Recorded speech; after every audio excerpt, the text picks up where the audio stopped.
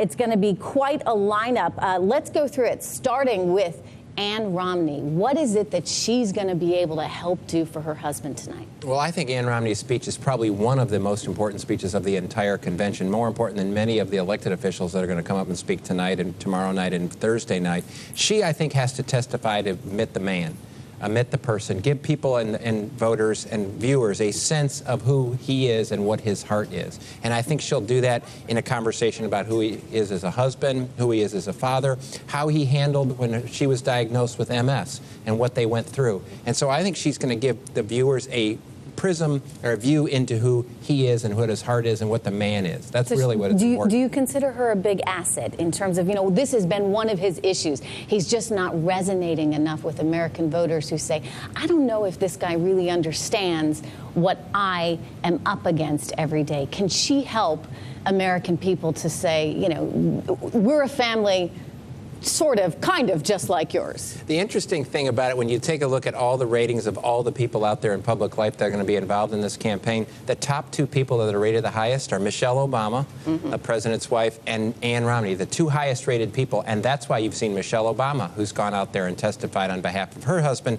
And now I think Ann Romney, she's a huge asset. He's got this gender gap that he has to figure out somehow to break if he's going to take a lead in this race and he's going to win. He's got to break that. I think she can provide a big help in doing that, but no doubt about it, she's a very popular figure in this country and in the party right now, and I think she's going to help him tremendously. Well, let's talk a little bit about Christie. I mean, fiscally minded, tough-talking.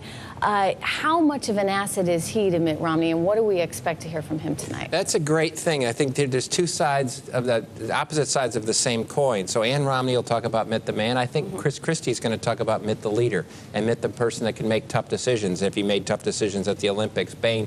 And I think he has to also talk about his service as governor of Massachusetts, since Christie is the governor of New Jersey. So I think you'll see that. But I also think Christie is going to throw a little bit of red meat to the crowd related to the president. I think that's where you'll see most of what's going to be talked. Anything negative about the president probably will come out of his speech. So I think Christie has to do the other side of the coin that Ann Romney is. One says, here's who the man is. The other says, here's what type of leader he would be. Matt, are we in a position now where we're looking at a Republican Party that's truly united behind their candidate? I mean, it took a long time to get here, and there was a lot of back and forth fighting, a lot of criticism of private equity, the industry that Mitt Romney comes from the Republicans themselves, including Newt Gingrich.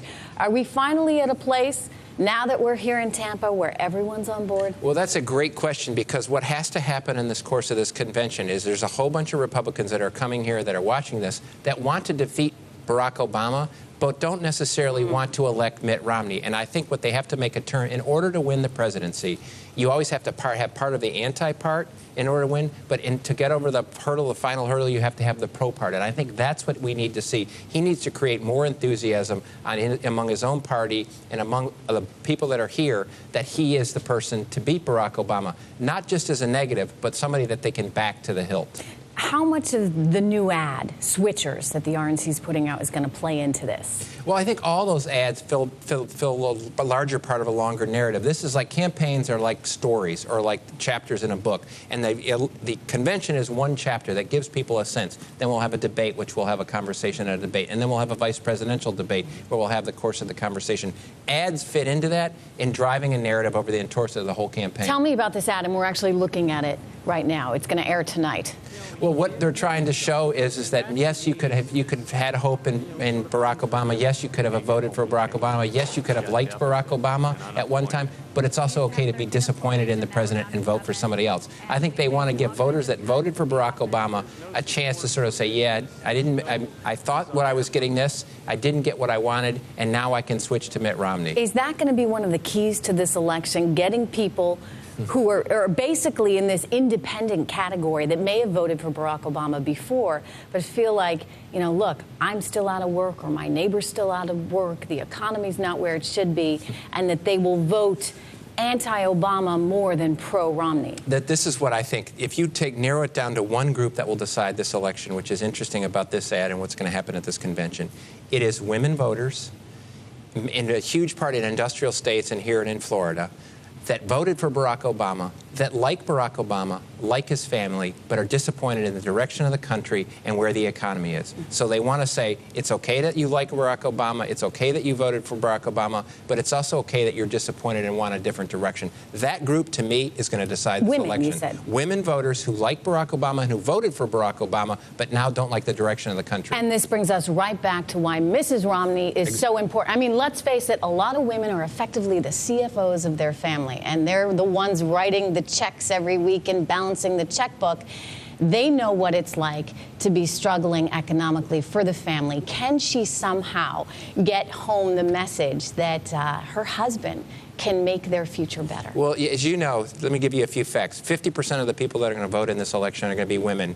66% of the swing voters, the people who are going to decide this election, are women. And 80% of the households in America, the women make the spending decisions in that. That's why Ann Romney is so important. There's a gap that's got to be closed among women right now.